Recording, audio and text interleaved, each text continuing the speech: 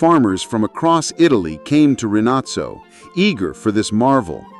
With little more than a small workshop and unrelenting drive, Ferruccio laid the foundation for what would become one of Italy's most iconic industrial empires.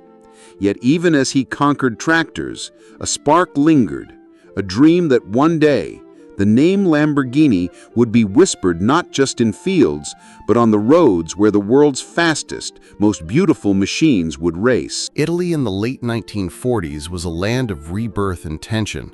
Cities bore scars from bombs and occupation, while the countryside hummed with quiet resilience. Ferruccio Lamborghini, now a young man in his mid-20s, had established a small yet thriving tractor business. Rinazzo was no longer just a village. It had become the epicenter of his ambition. Yet beneath his practical success, a restless fire burned. Ferruccio began to dream not of tractors, but of machines that could stir hearts, ignite passions, and transcend mere utility. Cars to him were not just transport, they were expressions of artistry, power, and freedom. This was a radical notion in post-war Italy, where even luxury automobiles were rare and engineering was still largely utilitarian. But Ferruccio could not ignore the call.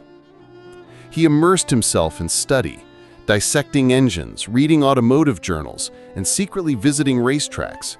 He watched Ferraris roar past him on winding Italian roads and felt a complex mix of admiration and competitive fire.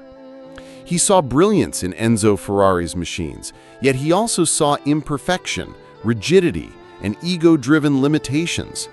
"I can do better," he whispered to himself in the quiet of his workshop, surrounded by the smell of oil, metal, and ambition. The first prototypes came in the form of experimental vehicles built on the frame of repurposed tractors.